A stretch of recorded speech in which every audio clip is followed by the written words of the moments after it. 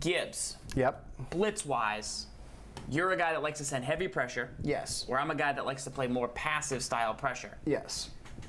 What's the difference? What does Madden 17 favor? And then what have you been seeing in some of the competitive style events that we have going on right now? Pressure burst pipes. A great Ed Anino once told us that if you don't know what to do, when in doubt, you send it. Because at least you know you tried to do something, right? So I've always kind of had that mentality of sending pressure. If you sit back and play coverage, it's only a matter of time until your opponent can pick you apart. I think you could, for the vast majority of times, like, you could play all coverage all game, and you know you're going to probably give up 21 points. Like, that's Right, it every like single easy, game, yeah. every game. But when you send pressure, you increase the chances of your opponent making mistakes. Because when you get at the highest level of playing Madden, it's really hard to make your opponent make a mistake because they're so good. They have all the reads down. They have all their plays. They know exactly where to go against what coverages. When you play weaker competition, they don't know all those things. They don't have all those answers. So what ends up happening is when you send pressure, you speed up their thought process of how quickly they need to make a decision. And then that's when it leads to mistakes. They throw interceptions, they might make a bad read, they hold on the ball, get a sack, you get a fumble.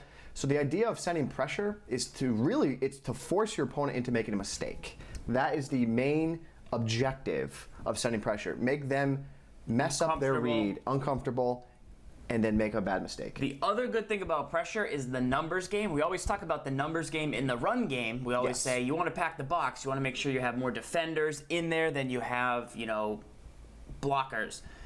But with the blitz game, it's a similar thing in the numbers game. You want to send it off an edge. You want to send more than they can handle. But by doing this, you force the offense potentially to block either a tight end or a halfback. Now you've only got 4 routes going out. And now if they keep sending pressure, maybe you send Ertz over and try and get him to block. And now you're only sending out 3 routes. And then if you don't necessarily send the pressure, or you didn't send as many as they were thinking, or you still sent more than they blocked, you will have an advantage. So those are the types of pressures that you want to factor in. You're always going to be weak somewhere. Generally, it's going to be the flats and the outsides, but you always want to try and win the numbers game with the blitz. That's one of the truths about it. Now, absolutely. We're going to jump into the mailbag here. We have some good questions. The first one of the night. Real quick, Yeah.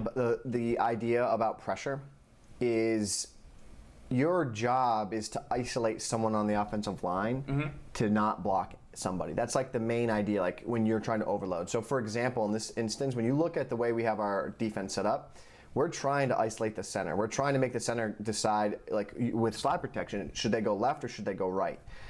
So if you were to say go right, then the center is going to go down and block down the D tackle, which then if we were to send pressure off this edge, we're in a situation where we have 3 defenders over here, plus this D tackle, where it's really easy for us to overload on that side. And now you have the same thing on the other side. Now, if you were to guess wrong and slide protect to the left, now I can easily send pressure off the back side here because the center is going to get himself out of position.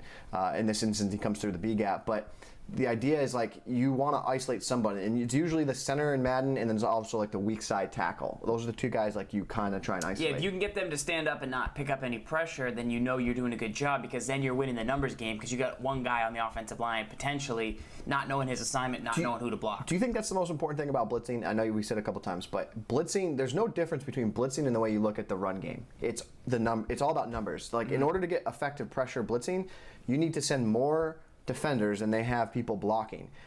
So that's, I mean, as a whole, and you see 5 offensive linemen, that if you send 6, you're going to always get 1 free, right? Yeah. But you then need to break the offensive line into segments and look at it. Okay, there's a left side, there's a right side, and there's a middle.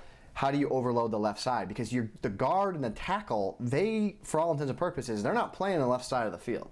So when you split the offensive line, you look at the offensive line in different segments, again, as left, middle, and right. Well, how do I overload the left side? Like, let's just take this play, for example, right here. Let me do this, and let me just drop these guys into coverage here. And like, take a look at this side here. I've never done this before, but I have 3 guys on the left side, and I have these two defenders in the interior. I'm trying to get this defender to eat up the center and the guard, and then Crick to take up some guys, and then trying to get a guy off the left edge. So I don't know if it'll work, but there it is. Like, see how we isolate the right tackle? Right. So the offensive, like, the right tackle can't get all the way over there. Like, literally, physically, just can't get over there. Like, it wouldn't happen in real life either. So that's what you're trying to do when you blitz. Gotcha. Send more defenders. Look at the offensive line as a segment, left, middle, and right, and then go from there.